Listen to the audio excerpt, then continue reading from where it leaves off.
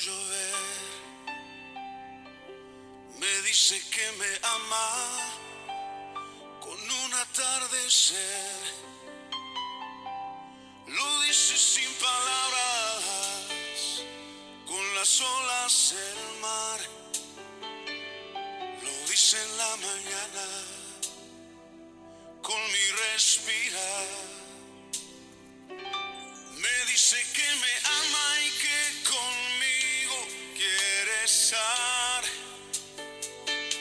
Me dice que me busca cuando salgo yo a pasear. Que ha hecho lo que existe para llamar mi atención. Que quiere conquistarme y Y realmente vemos cómo el reino de Dios está presente en medio de nosotros constantemente, permanentemente. Como diría la canción, en mi respirar, en mi nuevo amanecer, en el viento, en las olas del mar, en tantas cosas que en esta bendita naturaleza que Dios nos regaló, se hace presente y se hace presencia de Dios en medio de nosotros. Y allí está nuestro Dios con todo su amor y su gran misericordia, buscándonos a nosotros para que nos encontremos con Él, para que sepamos ver no solamente con los ojos, sino que con el corazón todo ese amor y esa infinita misericordia con que Él nos creó y nos regala todo esto que tenemos a nuestro alrededor. Y a veces nos preguntamos, ¿dónde está el reino de Dios? ¿Cómo es el reino de Dios? Y no nos detenemos a mirar de que ya lo estamos viviendo, o por lo menos deberíamos estar viviéndolo. Qué bueno es que a través de su palabra podamos comprender y entender todo lo que Dios nos regala y nos pide, por supuesto, también como hijos.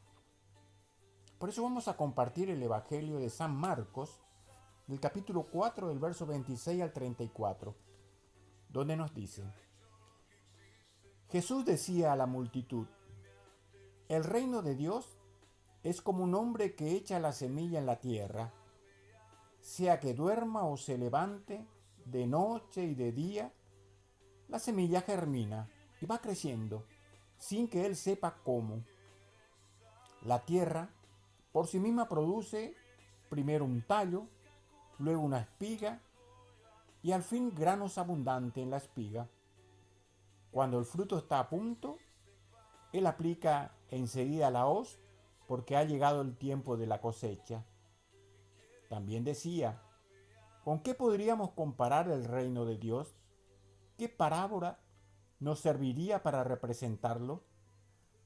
Se parece a un grano de mostaza. Cuando se la siembra, es como la más pequeña de todas las semillas de la tierra, pero una vez sembrada, crece y llega a ser la más grande de todas las hortalizas, y extiende tanto sus ramas que los pájaros del cielo se cobijan a su sombra. Y con muchas parábolas como esta, les anunciaba la palabra en la medida en que ellos podían comprender. No les hablaba sino en parábolas, pero a sus propios discípulos, en privado, le explicaba todo. Palabra del Señor. Gloria a ti, Señor Jesús. Y Jesús siempre hablaba en parábolas. Era como pareciera, ¿no es cierto?, que Jesús hablaba con parábolas para ocultar su enseñanza. Pero aquí se nos da otra parte de la verdad. Jesús habla con parábolas porque este es el medio más apto para dar una enseñanza que perdure a lo largo de la historia. ¿Cuántos ejemplos, no? ¿Cuántos ejemplos nos dio Jesús? Porque Él siempre nos hablaba con lo cotidiano, con lo que se vivía en ese lugar. En el lugar hablaba también de los pescadores, nos hablaba de tantas maneras como para que nosotros entendamos cómo hacer de nuestras vidas que al sembrar la semilla nosotros también podamos dar frutos. pero no somos nosotros los que damos los frutos. Recién cuando leíamos la palabra nuevamente, me acordé de aquel primer momento en que alguien que siguió la voz del Señor a venir a invitarme a mí a un seminario de vida en el Espíritu, al primer seminario.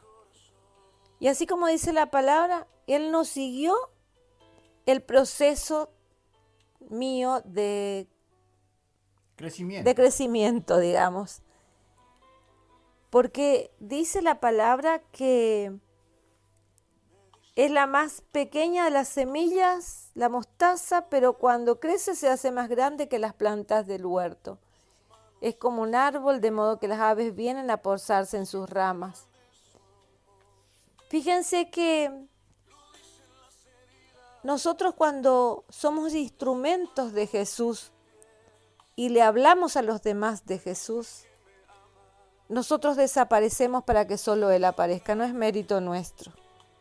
En este momento lo que estamos haciendo, hablarles a ustedes, hacer esta reflexión de la palabra, también nosotros pedimos desaparecer para que solo Jesús aparezca, no es mérito nuestro. Es Jesús el que hace su obra en nosotros. Y allí es donde podríamos representar la semilla, ¿no? Esto sería el tratar de sembrar una semilla para que Dios la haga germinar, la haga crecer y la haga multiplicar y fructificar en cada uno. Pero hay algo muy importante que tenemos que tener en cuenta.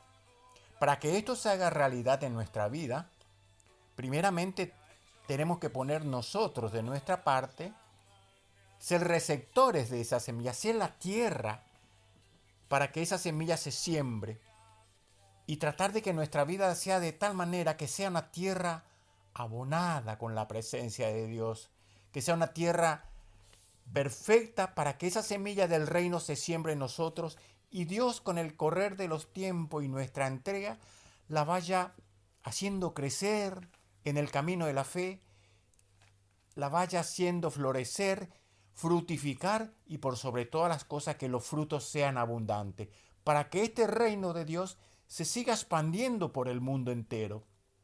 A eso nos llama el Señor a cada uno de nosotros y a cada uno de ustedes, a ser portadores de su palabra, a ser sembradores de su semilla, ser sembradores de su presencia en el mundo y por sobre todas las cosas, sembradores de su presencia en el corazón de cada uno de nuestros hermanos.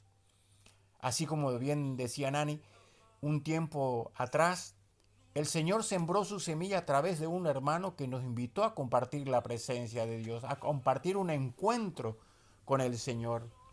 Y por gracia y misericordia de Dios lo hemos recibido. Ahora el Señor está trabajando en nosotros, haciendo que esa semilla vaya creciendo, vaya dando un tallo, que vaya dando una hoja, que vaya dando una flor.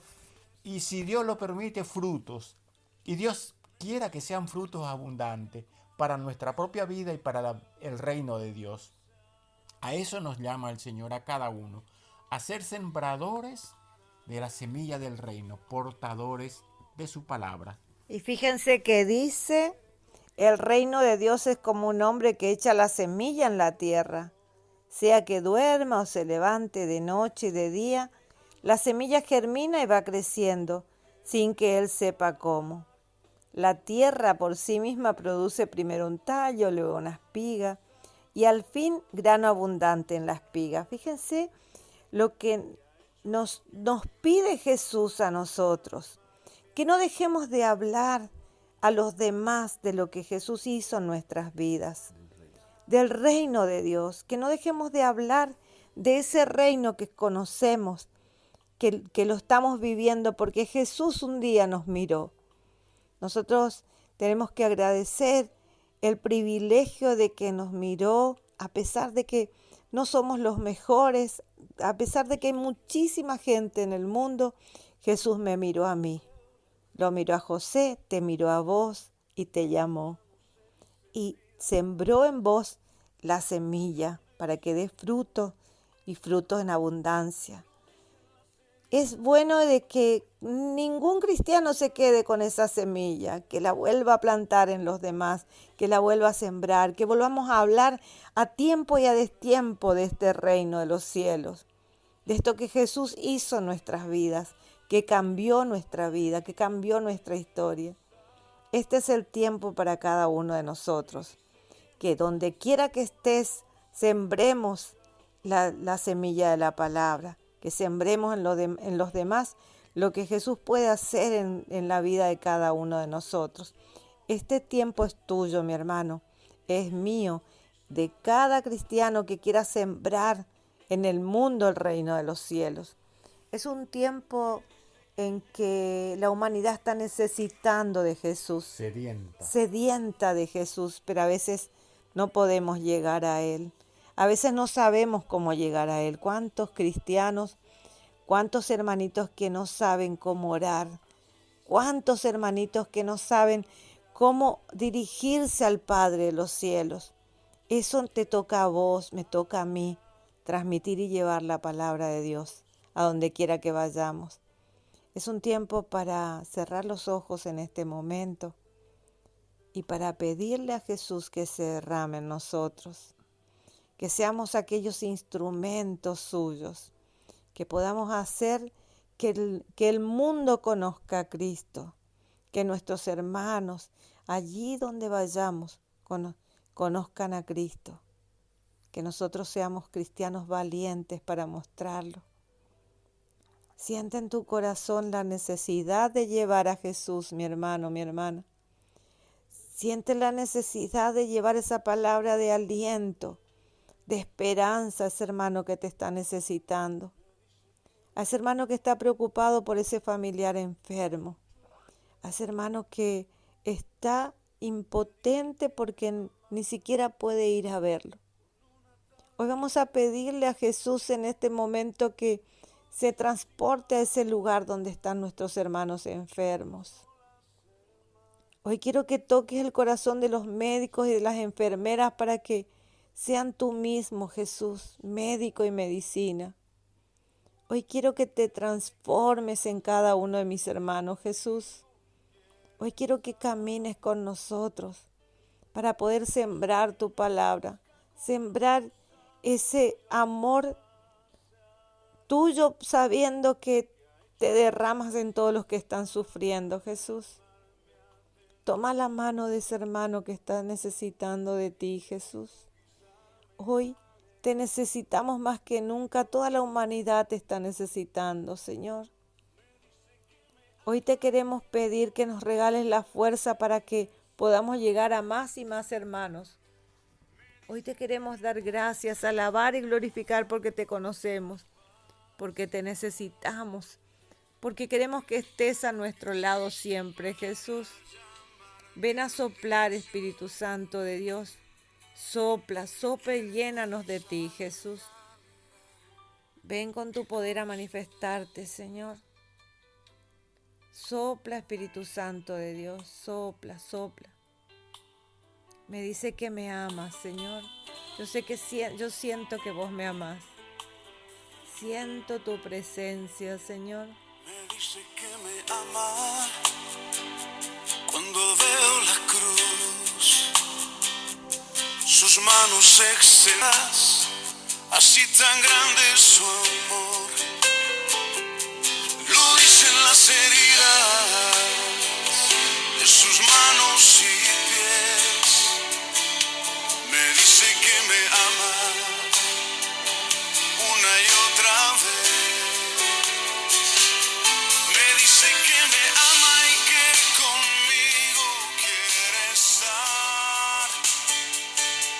Me dice que me busca cuando salgo y a pasear, que ha hecho lo que existe para llamar mi atención,